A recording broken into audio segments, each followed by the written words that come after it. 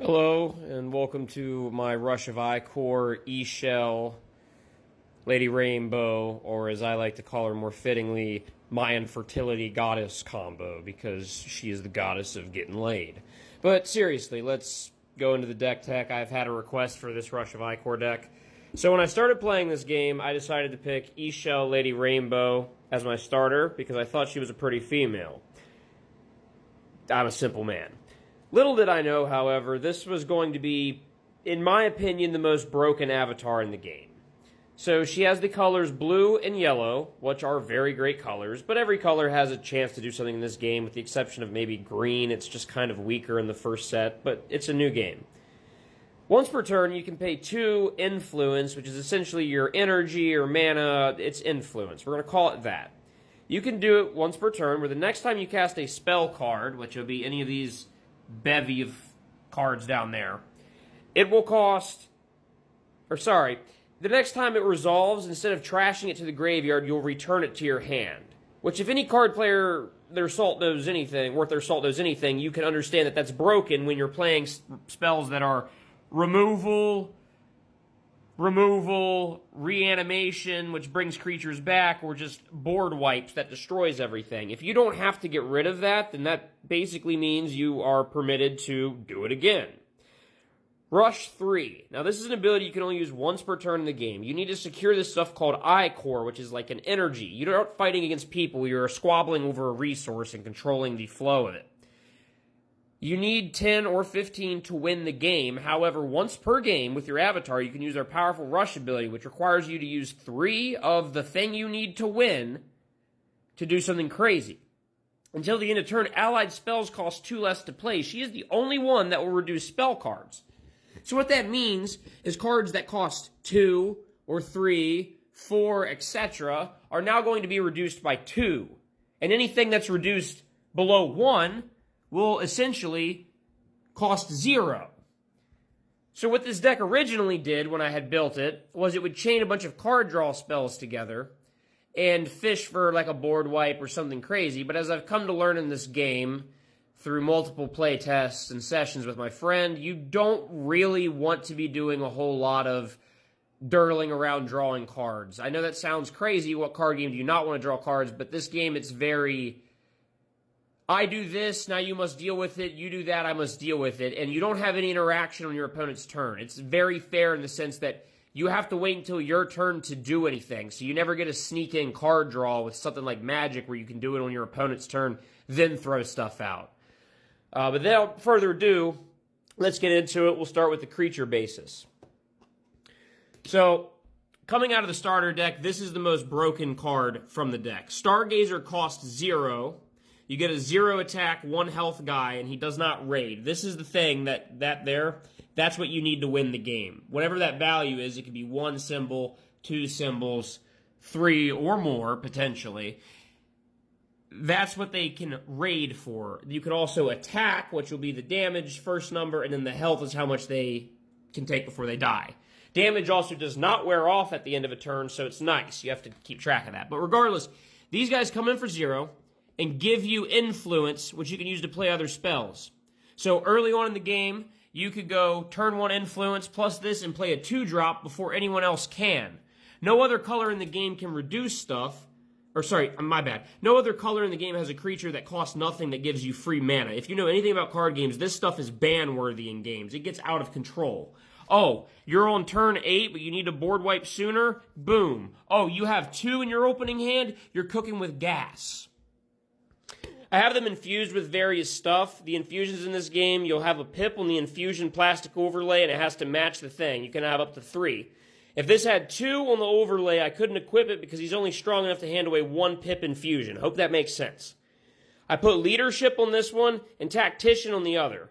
Since they don't do much on an attack, I decided to give them something to make it good. Another target allied champion gets +2 attack until end of turn. So you swing with him, and then someone else will hit harder.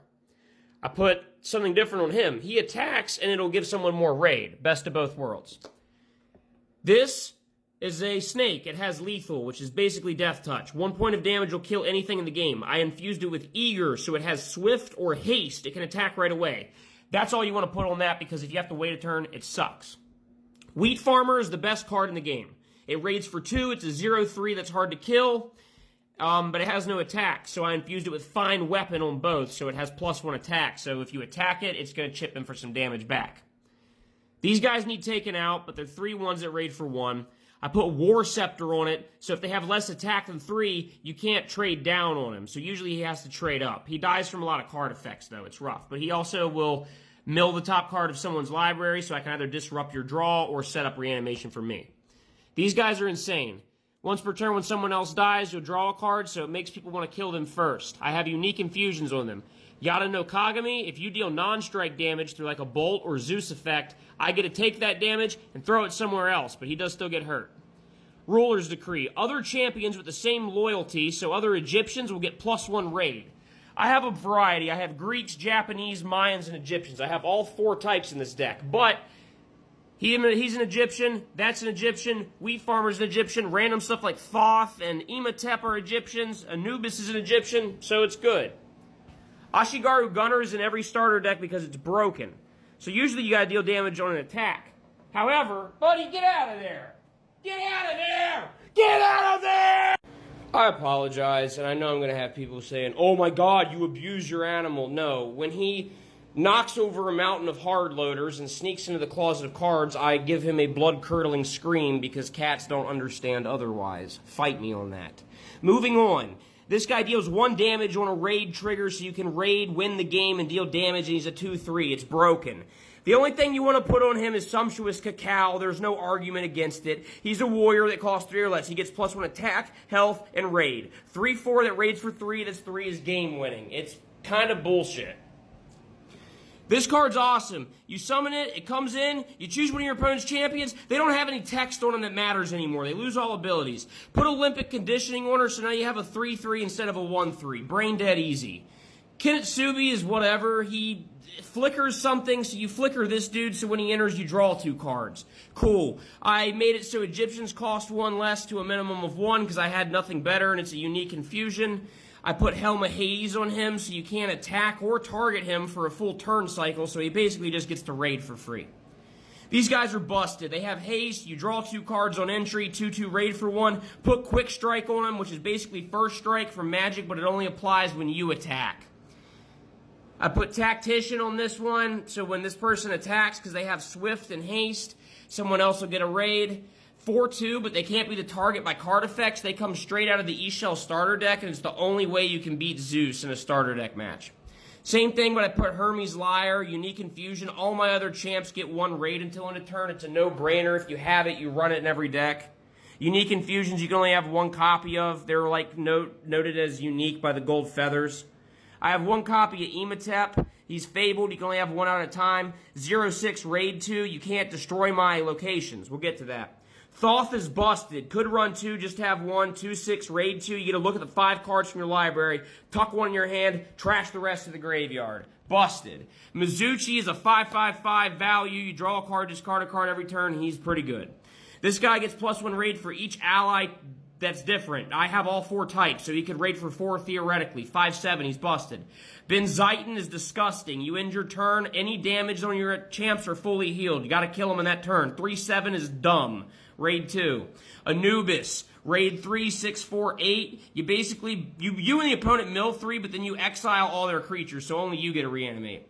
Chalk is busted. You summon him, you refresh all the energy you spent this turn. So basically, you play 10, you get 10 back. You reanimate him from the graveyard for 6, you get 6 back. So it's just shenanigans. You throw him out there, play a bunch of stuff, you reanimate him and play a bunch more stuff, whatever.